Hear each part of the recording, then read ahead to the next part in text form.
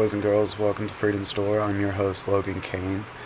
Now, I want to talk about something that I've been kind of shying away from, and that is the whole Clive and Bundy situation. Now, from what I hear, the DLM and all the federal mercenaries have, just fucked off. But, in the words of Admiral Akbar, little fish dude from Star Wars, it's a trap. Anywho, sorry about that. I had a little bug that was just messing around on my phone. Anywho,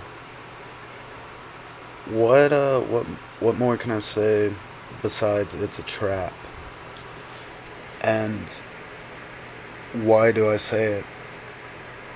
The best, uh, the best advice I can give the protesters in Nevada right now is just stick around for a few more days. I know it has been one hell of a ride, but just stick around, um, and just, you know, let them know that you're not going to leave until every last bit of the DLM is just out of there. And the reason I say that is because you never really know. They could have a guy just sitting and waiting.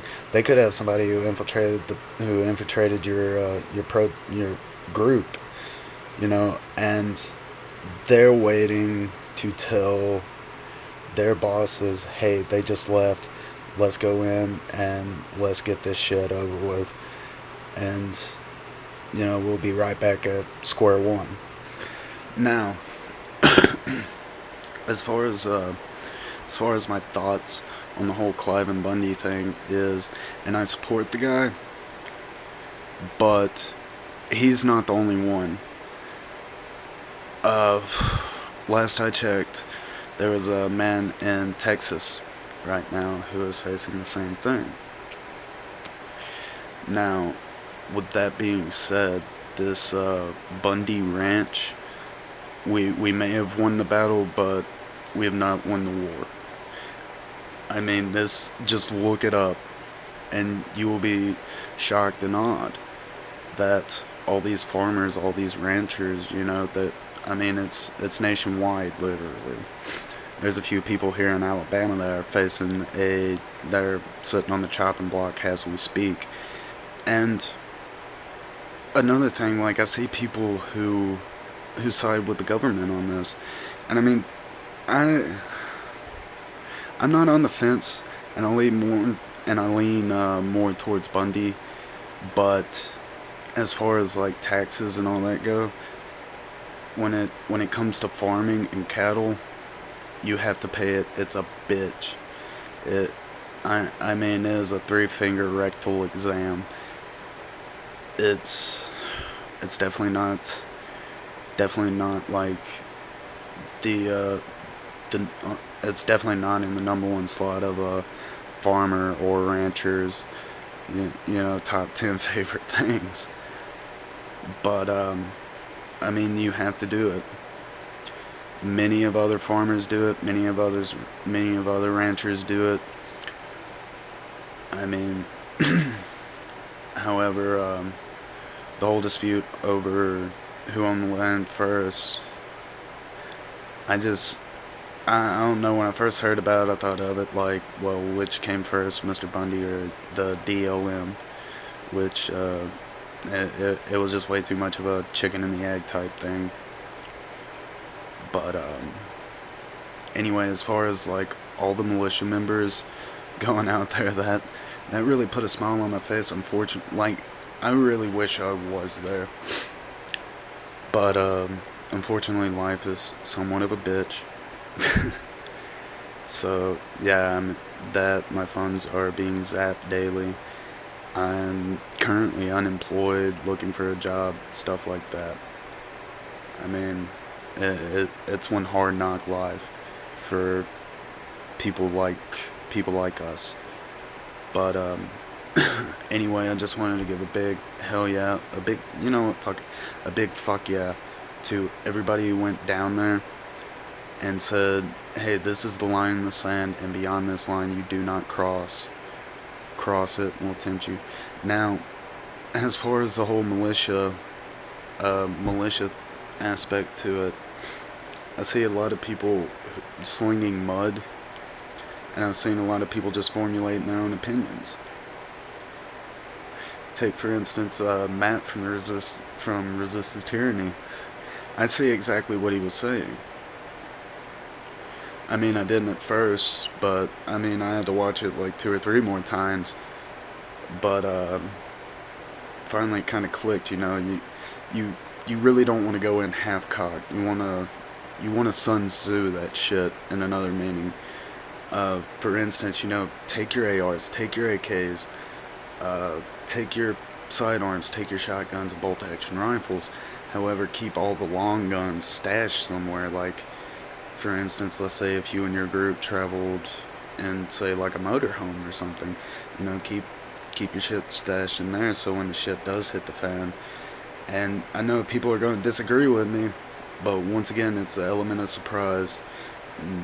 I am in a militia, and that's like probably the biggest thing that we're taught is never give up that element of surprise. Because I mean, just think about it. Especially when you boil down to just the whole warfare thing and America's history with wars, and you get into say like the Viet Cong. They planted their foot deep in our ass and broke it off. You know why? Guerrilla warfare tactics, that element of surprise.